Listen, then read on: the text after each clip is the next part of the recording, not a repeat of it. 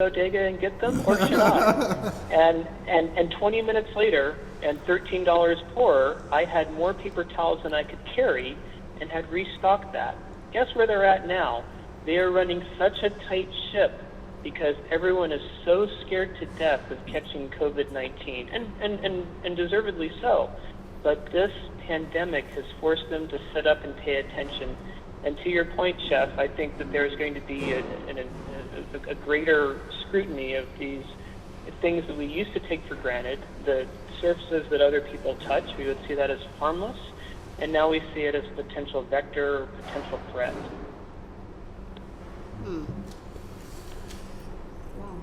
Wow. Well, Chef Rodney is going to step out. Hey, listen, Austin, your expertise is by far always needed. And trust me, I think the relationship that we have with you have really, elevated our program. I mean, I think our standard in this program has always been all our participants leave with a DOH, a DOH, card as far as their recipient. That's a part of their graduation. And I look at a lot of these culinary schools out here, a lot of these, training modules that they produce people in the industry. And when I find out that they're not required to get their DOH, or even, I don't know if it's safe serve, anyone, whatever it is. I think that's the mandatory that we should do as far as the food industry. When you're paying your monies to go into these institutions, you have to understand what food safety is and sanitation is before you even walk in the kitchen. Chef Rodney, I have one more question that I would like for you to close out with is, what can laid off food service workers now do to be resourceful during this time? You have a lot of people that's sitting at home, they're trying to figure out what they can do. How can they be helpful? I mean, first and foremost, the food banks. I know, there's no big money, but you got to keep yourself motivated. If you stay at home, you're depressed, because most food workers, we live hand to mouth. Literally, week by week, whatever comes in, that's what we take care of our responsibility. We don't have no big savings. I mean, whatever shifts we take on, that's how we provide and take care of our families. Get involved in any food drive that in your community. I know, like I said, everyone needs finances and, means of income to survive right now, but just get involved in any community active work that's going to provide. At least you could go home. At least you go home with a bag of fresh food. I think that self-motivation of you coming home and at least showing your family you're trying will help a long way, because if you're at home depressed and really going through the motions, thinking when it's going to last, even when restaurants reopen, how many restaurants are going to sustain through these? I hear the reports all the time. We're almost 1 million people in unemployment as far as in the food service industry, not just talking about the other sectors. So now we're competing with everyone else is looking for work. I give respect to the people in the grocery stores, the food distribution companies that's still out there, making a difference and getting up and going to work every day. The truck drivers, in these warehouses that's loading the stuff up and holding the stuff. The police officers, the nurses, the doctors. Literally, most hospitals have 20 beds. 20 beds that they deal with, mortality rates. They see someone that passed away. And people are talking about someone, they're putting bodies in ice trucks. Most hospitals have 20 beds. When you have an influx of 100 people down, where are you going to put them? We're not in a third world country. This is America. The solution is, let's not talk about the bureaucracy and policies that's affecting us, but let's take action. A young man said long time ago, and everybody looked at him like, why are you talking about action? Because that's where we are in right now. You shouldn't be sitting down hoping for, I say in the sense of like, you don't want to be reactive. You want to be proactive. You want to find out, think about all ways that you can assist with what's going on, because this is not going nowhere no time soon. We talked about 2 weeks, and everybody, when I talked to some friends in the industry, they were laughing. They're like, oh, we're going to continue. This is going to be, it's almost like I told them, this is not a blizzard. You have to see what took place in the globalist. We're us Americans, we need to open our eyes and say, okay, what happened in Ebola? How were those countries affected? When you start seeing body bags getting carried away in hundreds, we're in trouble. We just can't just hope and think that this is going to solve itself as far as, a food worker or whatever industry you're in.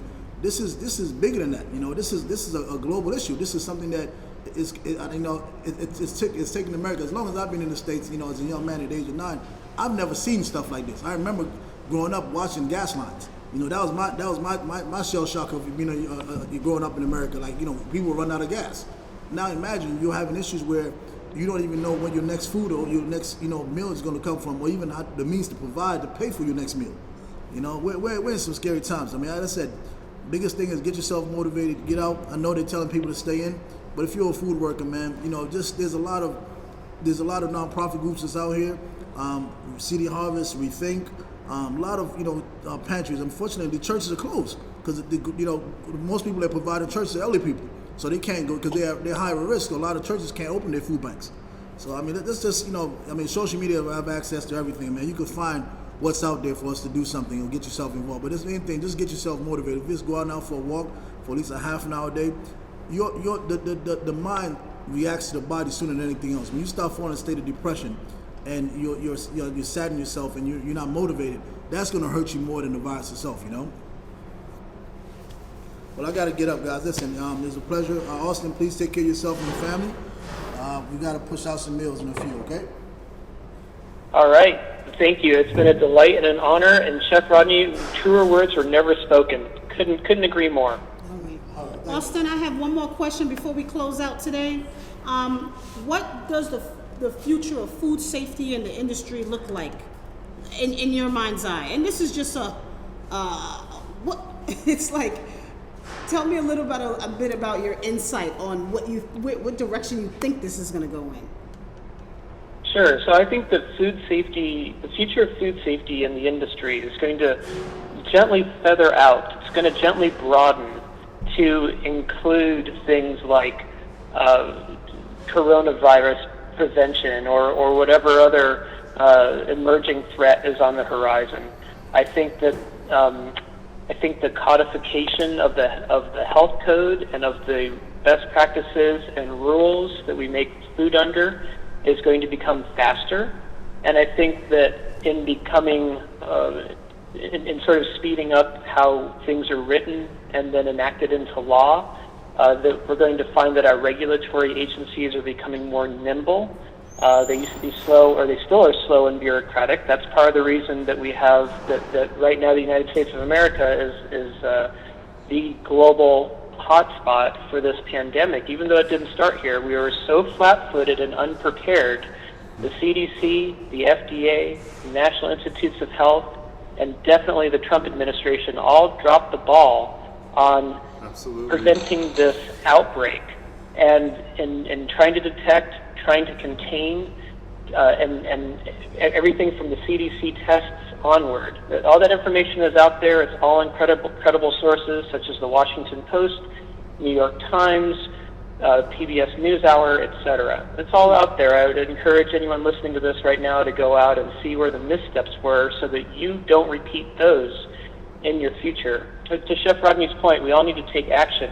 Action is the best thing to do to stave off any sort of ennui, any sort of depression, and it's the way we keep our mind in the game. But I think the future of food safety is really in our hands, and I think food safety is going to become synonymous with public health in a way that it hasn't before, and public health is going to become synonymous with disease prevention, because no one ever wants to go down the rabbit hole that we're trapped in now.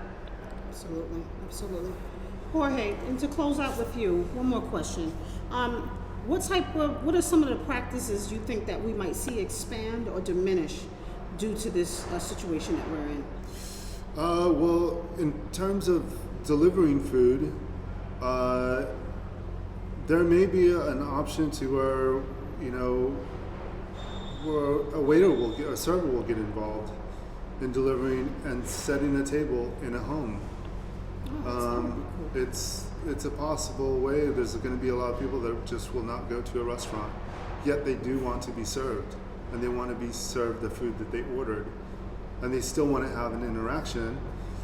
It could be, take hotels for example. Like you order your food, the waiter in a finer hotel comes in, and they set up the table for their guests. The guest doesn't have to be present, but they still will have the same sort of, whether it be casual or fine dining, they can still have the same type of service. And no interaction. I mean, the interaction is going to be really scary for some people. They just will not want to go back to a restaurant. Yeah. So, I mean, it may get to a point where everyone is or has someone who has lost someone. So, or they know someone, so that's going to affect everybody. Well, I just want to thank you guys for today. Thank you for taking time out of your busy day. I know everyone has something that they're absolutely trying to do. Thank you again to our Instagram and Facebook family for joining us on this talks. And this is our first live cast, podcast, whatever you want to call it. And we're looking forward to doing more with you. Blessings. Have a great day. Great day, Austin. All right, Thank Austin, you. thank you.